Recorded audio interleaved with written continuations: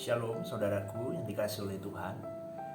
Pada kesempatan kali ini saya mau berbicara tentang kanvas kehidupan. Kanvas kehidupan sebagai anak-anak Allah. Seringkali kita lupa bahwa hidup ini, hidup yang seharusnya kita hidupi ini adalah berlukiskan wajah Allah di dalam kanvas hidup kita. Tetapi sayangnya, kalau kita amati dalam hidup kita sendiri secara pribadi lepas pribadi, kanvas hidup kita tidaklah hanya Allah yang melukis di dalamnya. Bahkan sebagian orang tidak lagi ada Allah yang melukis di dalam kanvas hidup mereka. Tetapi kanvas hidup mereka dilukis oleh dunia ini. Firman Tuhan yang saya sampaikan pada kesempatan kali ini adalah salah satu langkah penting untuk kita bisa hidup di hadapan Allah sebagai persiapan kekal kita untuk kita kembali pulang ke rumah Bapa. Kalau kita mau belajar saudaraku, kita menghayati bahwa kehidupan kita ini seperti kanvas Allah yang sudah seharusnya kita membiarkan Sang Maestro kehidupan ini melukiskan semua keindahan karya Allah Sang Maestro hidup kita itu di dalam kanvas hidup kita. Maka kita harus benar-benar menghayati. Kita berpikir dengan benar bahwa mata Allah itu ada di mana-mana. Mata Allah itu ada di depan kita. Mata Allah ada berada di samping, kanan, kiri, belakang, depan, atas. Ada mata Allah. Sehingga ketika kita ingin melakukan segala sesuatu di dalam hidup ini, kita lebih hati-hati. Ini kelihatan seperti kekanak-kanakan, saudaraku. Ada lagu yang anak-anak yang seperti ini. Mata Tuhan melihat apa yang kita perbuat, apa yang baik, apa yang jahat. Itu benar loh. Itu kelihatannya lagu yang masih simpel, lagu sekolah minggu. Tetapi kalau sesungguhnya hal ini terus kita latih dalam hidup kita, saudara, kita terapkan, ya, kita terapkan terus dalam hidup kita. Maka secara otomatis, secara perasa, secara pikiran, secara perasaan kita selalu di dalam kesadaran bahwa Allah itu hadir dan Allah itu mengawasi semua gerak-gerik perilaku kita, termasuk gerak pikiran dan perasaan kita. Maka pembiasaan ini akan melahirkan apa? Keyakinan terhadap Allah yang hidup dan Allah yang maha hadir. Ada rasa hormat, saudaraku. Ada rasa gentar, saudaraku. Tanpa pembiasaan ini,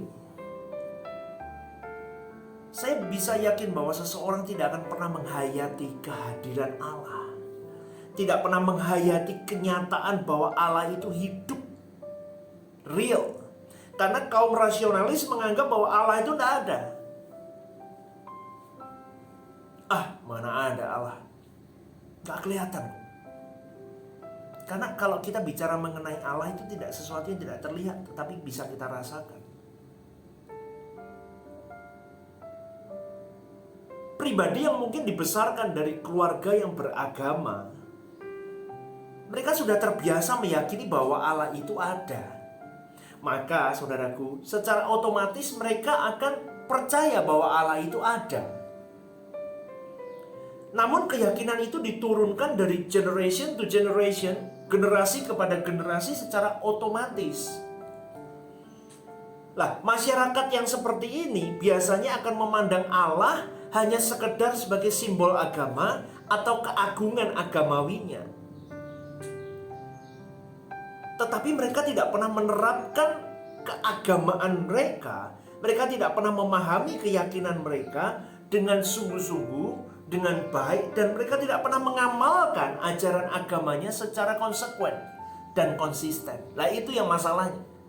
Karena beragama mereka, pengenalan akan Allah mereka hanyalah karena warisan. Karena mereka tidak mengalami Allah secara real dalam hidup mereka. Allah itu ada Allah.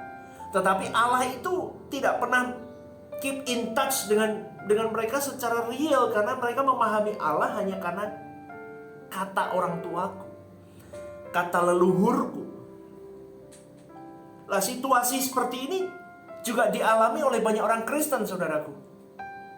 Seperti saya dari kecil memang saya lahir dengan agama Kristen. Karena orang tua saya kebetulan beragama Kristen. Oleh sebab itu saya selalu mengatakan kepada generasi di bawah saya, anak-anak saya selalu mengatakan, engkau harus berjumpa dengan Allahmu secara pribadi. Hari ini mungkin engkau menjadi orang Kristen. Anak-anak saya menjadi orang Kristen karena mengikuti iman dari orang tuanya, dari dedi maminya. Karena pengalaman-pengalaman dan situasi keagamaan yang seperti itu, akhirnya banyak orang Kristen yang melestarikan agama Kristen. Mereka tidak sungguh-sungguh loh beragama Kristen, karena mereka hanya melestarikan. Mereka berada di level melestarikan agama Kristen dan melakukan ibadah secara liturgis, rutin, setiap, betul. Tetapi mereka tidak melakukan usaha untuk mengenal Allahnya dengan menggali kebenaran firman Tuhan itu secara memadai dan secara konsisten untuk mereka berjuang. Aku mau kenal Allahku melalui firman-Nya. Aku mau kenal Allahku melalui pengalaman hidupku yang real dengan Tuhan. Enggak loh. Banyak orang Kristen yang mereka hanya cukup dengan ke gereja, cukup dengan mewarisi agama orang tuanya. Karena kalau saya pindah agama, pastor, akan ada masalah. Dan akhirnya mereka hanya duduk mengikuti liturgi gereja dan mereka tidak bertumbuh. Akhirnya di hari Minggu mereka duduk terpenjara di dalam liturgi keagamaan. Tetapi di luar gereja, hidup mereka tidak menggambarkan kanvas kehidupan mereka dilukis oleh Allah yang hidup. Akibatnya apa, saudaraku? Jangan heran kalau kita melihat di luar sana, di masyarakat, banyak orang Kristen yang melakukan pelanggaran moral yang bisa dikatakan sangat memalukan. Beberapa dari kita masih mengatakan orang Kristen kok bisa begitu ya? Jangan lupa, Anda dan saya pun bisa berpotensi melakukan hal tersebut kalau kita tidak benar-benar memahami, menghargai, dan menghayati kehadiran Allah dalam hidup kita. Saudaraku dikasih oleh Tuhan, sebenarnya orang-orang Kristen seperti ini termasuk kategori yang bisa saya kategorikan sebagai pengejek-pengejek Allah. Lupa kok bisa begitu? Kita lihat di dalam 2 Petrus 3 ayat yang pertama sampai yang ketiga. Firman Tuhan berkata seperti ini. Saudara-saudara yang kekasih, ini sudah surat yang kedua yang kutulis kepadamu. Di dalam kedua surat itu aku berusaha menghidupkan pengertian yang murni oleh peringatan-peringatan, supaya kamu mengingat akan perkataan yang dahulu telah diucapkan oleh nabi-nabi kudus, dan mengingat akan perintah Tuhan dan juru selamat yang telah disampaikan oleh rasul-rasul kepadamu.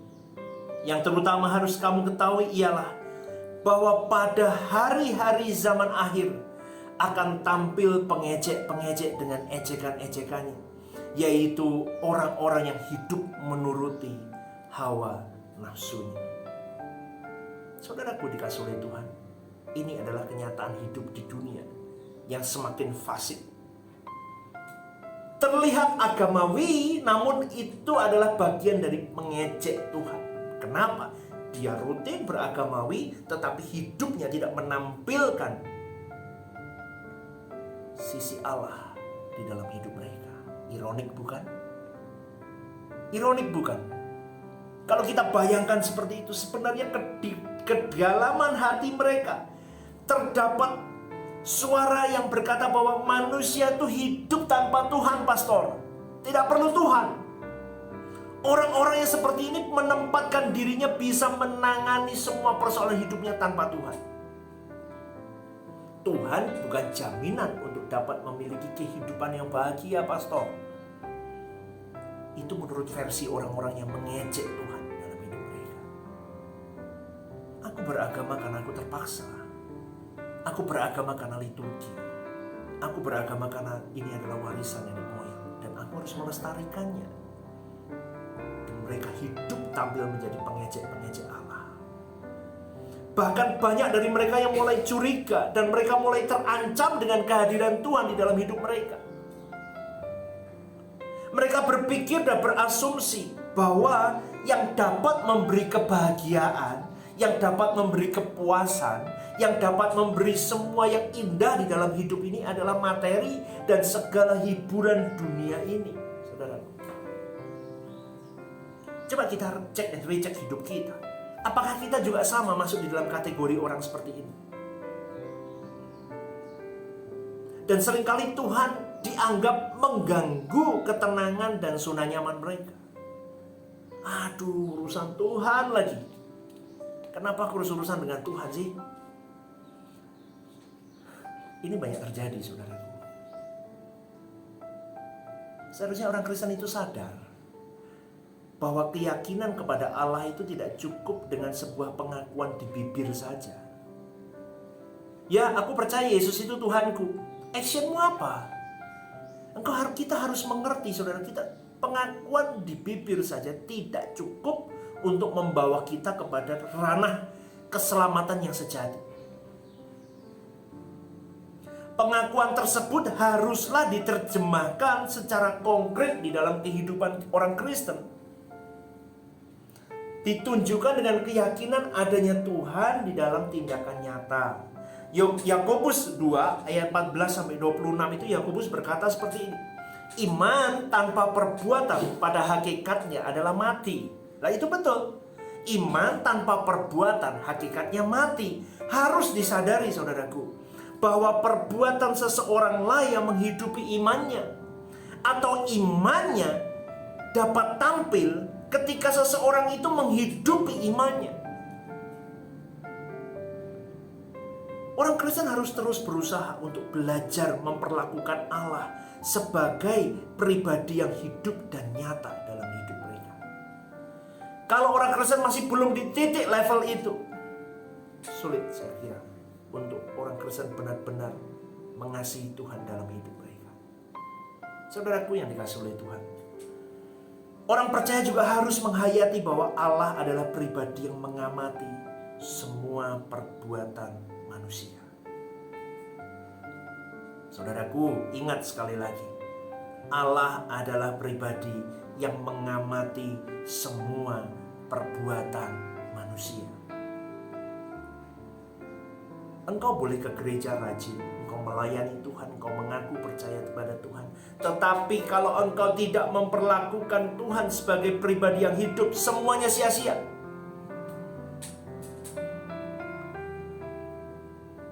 Akhirnya apa? Pelayananmu itu hanya sampai kepada titik candu. Kalau aku tidak melayani, tidak enak rasanya. Kalau aku tidak melayani Tuhan, ada sesuatu yang kurang. Nanti Tuhan marah dengan aku. Itu sudah kesalahan, saudaraku. Salah kaprah. Dan akhirnya, ini yang menyebabkan banyak orang Kristen yang kehidupannya tidak berbeda dengan orang non-Kristen. Bahkan tidak sedikit yang lebih buruk kehidupan orang Kristen itu dibanding orang-orang di luar sana yang non-Kristen. Ini yang saya sebut dengan pribadi yang terjebak di dalam ateis praktis. Dari bibirnya saja mengaku percaya kepada Tuhan, tetapi di dalam kelakuannya sehari-hari, saudaraku, itu tidak menunjukkan bahwa ia percaya kepada Tuhan. Lah itulah banyak orang Kristen yang terjebak di dalam ateis praktis seperti ini. Pastor, Allah tidak kelihatan. Benar, Allah tidak kelihatan. Allah tidak bisa dijamah, pastor. Allah tidak terlihat oleh mata jasmani. Terus gimana? Ya itu, makanya saya memperlakukan Tuhan secara tidak hormat, nggak salah dong. Ini yang menjadi masalah, saudara. Seringkali orang memperlakukan Tuhan secara tidak hormat. Bahkan sebenarnya menganggap Tuhan itu seakan-akan tidak ada dalam hidup mereka. Di dalam Yohanes 20 ayat 29 dikatakan seperti ini. Berbahagialah mereka yang tidak melihat, namun percaya. Berbahagialah mereka yang tidak melihat, saudara, namun percaya. Ayat ini mengajarkan bahwa untuk mengasihi, untuk mengakui bahwa Allah itu ada, dan melakukan semua kehendak Allah, tidak harus ada bukti kehadiran Allah secara fisik. Demikian pula dengan keadaan orang Kristen kebanyakan hari ini. Mereka ke gereja setiap minggu, mengikuti liturgi, bahkan ambil kegiatan dalam kegiatan gereja. tetapi kehidupan sehari-hari mereka tidak menunjukkan percaya kepada Tuhan. Mereka tidak hidup seperti layaknya role model kehidupan Kristen kita, yaitu Yesus. Orang Kristen harus hidup seperti Yesus hidup. Orang Kristen harus berperilaku seperti Yesus berperilaku. Orang Yesus harus berkarakter seperti Yesus berkarakter. Banyak orang dunia, orang Kristen hari-hari ini di dunia ini diwarnai oleh dunia, sehingga wajah Yesus tidak terbentuk di dalam kanvas hidup mereka. Wajah batin mereka adalah wajah dunia. Wajah mereka adalah wajah dunia dengan segala kenikmatannya. Orang-orang seperti ini pasti tertolak dari kerajaan Allah. Saudaraku yang dikasihi oleh Tuhan, keselamatan menuntut hidup kita serupa dengan Yesus. Ayo kita bangun kembali hidup kita. Ayo kita mulai lukis di dalam kanvas hidup kita wajah Yesus. Dan biarlah maestro kehidupan kita, Allah menggambar dan melukiskan, mencurahkan setiap goresan tinta, setiap goresan di kanvas hidup kita adalah wajah Allah. Sehingga kita bisa menjadi pribadi yang bisa memancarkan wajah Allah untuk dunia ini. Kita jadi berkat, saudaraku. Kita diutus Tuhan di muka bumi ini untuk menjadi duta Allah yang membawa jiwa-jiwa untuk kemuliaan Tuhan. Hari-hari ini jika engkau memiliki pemahaman yang salah tentang Allah, engkau salah di dalam beragama, ayo saudaraku, melalui renungan hari ini kita bisa belajar. Oh Tuhan, ampuni aku. Aku mau menjadi pribadi yang lebih baik lagi, menjadi pribadi yang benar-benar menghormati Tuhan dan meletakkan dan melayakkan Tuhan di tempatnya yang maha tinggi. Dan aku hamba-Mu, aku mau menjadi pribadi yang menghormati Tuhan dengan sungguh-sungguh. Lukislah kanvas hidupku dan teruslah berperkara dalam hidupku. Salam semangat saudaraku. Kita berjumpa, terus berjuang, kita berjumpa sampai kelak nanti di langit baru, bumi baru. Dan kita bersama-sama melayani Sang Raja Agung kita. Sola Gracia, Tuhan Yesus memberkati. Haleluya.